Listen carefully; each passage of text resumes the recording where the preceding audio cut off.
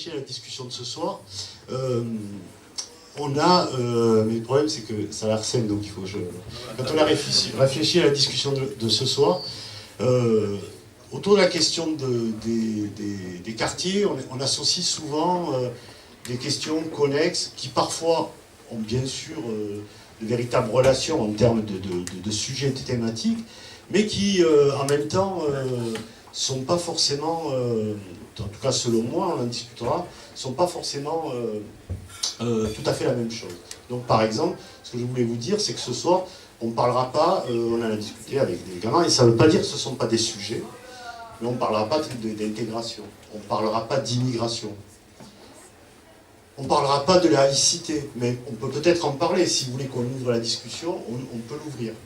Mais nous, de notre point de vue, ce qu'on veut vous proposer comme discussion, c'est une question donc, de la question de l'égalité. L'égalité des droits, l'égalité sociale et culturelle, et aussi de l'égalité devant les politiques publiques. En gros, pour résumer, bon, ça peut être la question du droit commun. Ensuite, la question qu'on se pose ici, c'est aussi comment, dans un mouvement politique naissant, en construction, qui doit se construire une réflexion, et structurer une position sur ces sujets-là, bon, mais pour moi, on y reviendra, l'enjeu, c'est aussi que dès la naissance, finalement, dès l'élaboration de notre projet politique, on puisse embarquer ces questions-là dès le départ. Que ça puisse être fondateur d'une identité politique. Vous voyez, on a évoqué rapidement le fait qu'éventuellement il n'y a pas de différence, que c'était une question qui pouvait être semblable, qu'il y avait la question des territoires. C'est intéressant. Moi, plusieurs fois, par exemple, bon, je le dis comme ça, mais c'est pour ensuite qu'on lance la discussion. Il y a la question qui a été évoquée entre la question urbaine et la question rurale. Je dis que c'est intéressant, y compris, et c'est pour ça que je parlais de comment, à Génération, on va pouvoir inscrire ces questions-là, cette question politique à notre agenda. C'est parce que si vous êtes attentif au discours du gouvernement actuel et du président actuel, on a un enjeu aujourd'hui en termes j'ai envie presque de dire de concurrence entre les territoires ruraux et les territoires dits de la politique de la ville. Donc il y a une petite chanson qui commence à monter, qui est en gros de dire, qui part d'un constat réel que certains d'entre vous ont décrit, c'est que la pauvreté n'est pas l'apanage des villes.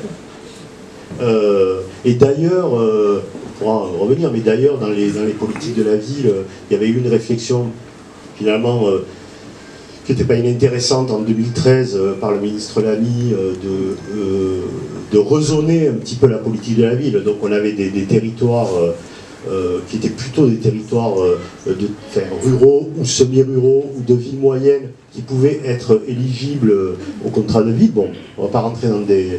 Mais voilà, donc ça je trouve que c'est intéressant parce que on a un vrai enjeu en ce moment qui est de cette idée qui commence à monter, ou en tout cas que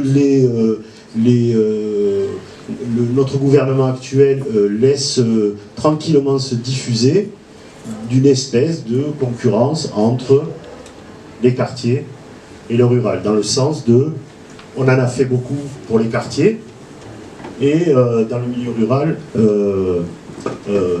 voilà, maintenant il est temps de s'occuper du rural, et on y reviendra, Mohamed il pourra témoigner d'échanges qu'il y a qui sont assez intéressants. Il y a un article dans Le Monde hier à ce sujet-là, entre autres à ce sujet-là. L'autre chose que je voudrais dire aussi, c'est que il faut quand même qu'on intègre, et là par contre on est directement, ça a été un peu évoqué, mais bon voilà, c'est pas une réponse, hein, moi je fais, mais on a quelque chose qui est important, qui est lié aux questions culturelles, c'est l'expérience de la discrimination. Alors sur le territoire, ça a été évoqué, mais aussi, il faut bien le dire, à l'origine. C'est-à-dire qu'on peut le tourner dans tous les sens. Aujourd'hui, il y a de nombreux travaux qui l'ont évoqué, qui l'ont démontré, même si on n'avait pas particulièrement besoin de ces travaux-là pour le savoir, mais c'est pas mal quand même d'avoir des études et même des statistiques. Moi, par exemple, je vous le dis, mais je sais que c'est un débat intéressant, mais moi je suis tout à fait partisan des statistiques ethniques, parce que je pense qu'à un moment donné, il faut nommer les choses. Donc, l'expérience de la discrimination, l'expérience des contrôles policiers, et que selon que l'on soit d'une couleur de peau supposée, noir, arabe, bon, donc on a beaucoup plus de chances d'être contrôlé.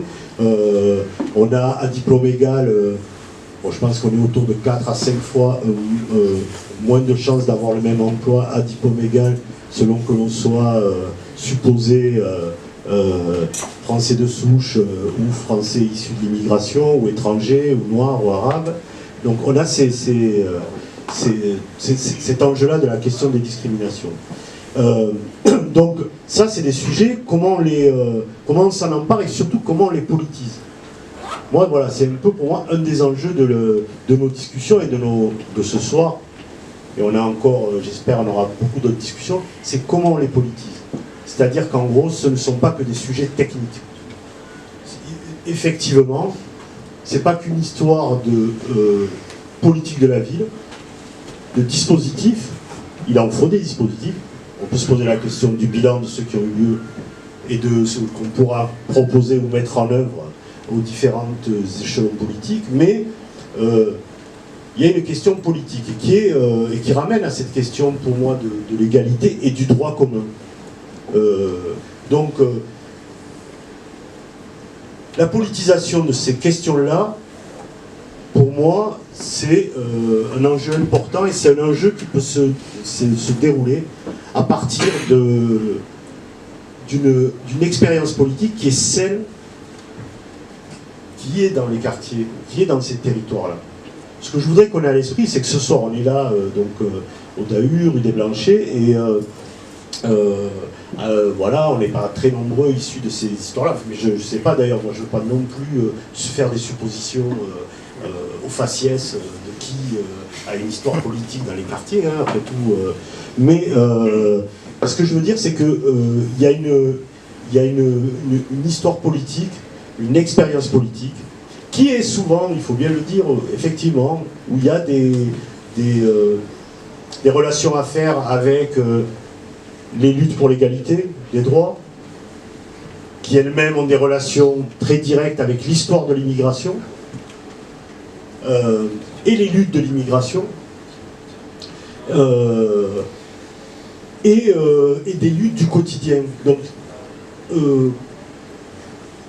un des enjeux, qui n'est peut-être pas si simple, mais bon, à discuter, comment faire, peut-être on aura, voilà, j'espère qu'on aura l'occasion d'ici la fin de la discussion, au moins d'aborder cette question-là, c'est comment on va s'inspirer de ça, s'inspirer de l'expérience politique, de militants, de militantes, d'acteurs, d'actrices de ces quartiers-là, qui ont réfléchi à la question, non seulement en termes de mobilisation, en termes d'expérience politique, mais aussi en termes de propositions et d'analyse. L'insécurité aujourd'hui dans les quartiers, elle est essentiellement liée au trafic de drogue. Je ne sais pas, vous me contredisez, si des gens qui habitent dans les quartiers ou qui agissent, elle est essentiellement liée au trafic de drogue. Moi, par exemple, bon, je connais très très bien un quartier de Toulouse qui s'appelle le quartier des Isards, où je suis tous les jours, où je milite, et je peux vous assurer que à n'importe quelle heure du jour ou de la nuit, vous pouvez le traverser, vous ne serez jamais agressé. Parce que, aujourd'hui, la délinquance, elle est liée au trafic de drogue. Par contre, je ne dis pas qu'il n'y a pas de délinquance liée à la jeunesse des quartiers, voilà, vol à l'arraché, vol de portable, mais paradoxalement, c'est peut-être des choses qui peuvent vous arriver plus dans d'autres endroits, d'autres stations de métro, place du Capitole, des choses comme ça. Non, mais c'est...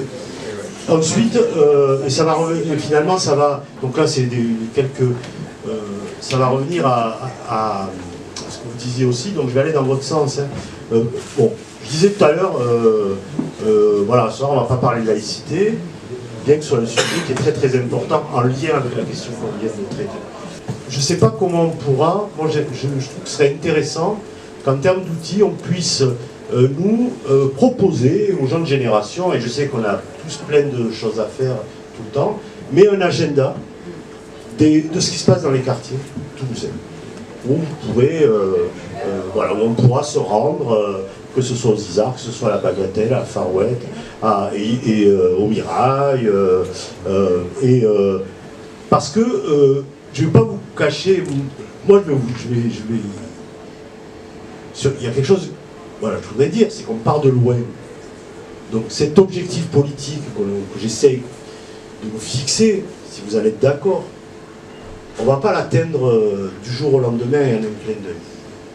Parce que non seulement on part de loin du point de vue de la question sociale, et là où par contre je vous rejoins, mais c'est pas spécifique au quartier, le manque d'intérêt pour la politique de la jeunesse des quartiers ou des habitants des quartiers. Mais bon, il y a des taux d'abstention plus importants dans les quartiers, mais il y a des taux d'abstention selon d'ailleurs l'actualité politique. Bon, il y a eu une victoire dans une législative partielle dans le Comminges dimanche dernier, et bon, flagrante, et voilà, très très importante, victoire du candidat socialiste qui a été donc réélu, mais dans le cas d'un taux d'abstention important, même si lui a fait un excellent score, puisqu'il a fait à peu près le même nombre de voix, donc il a su mobiliser son électorat. Mais voilà, je ne rentre pas dans l'analyse de cette élection-là, mais pour dire, là aussi il y a eu un taux d'abstention important, et on était en milieu rural. Donc on part de loin, on a voilà, on a du travail ici et ailleurs, parce que moi je vais vous dire quelque chose. Que ce soit à Génération, à la France Insoumise, au NPA, au Parti Socialiste, mais chaque fois que des gens qui sont liés à ces questions politiques-là s'engagent en politique, je m'en félicite. Même si je ne suis pas d'accord avec eux.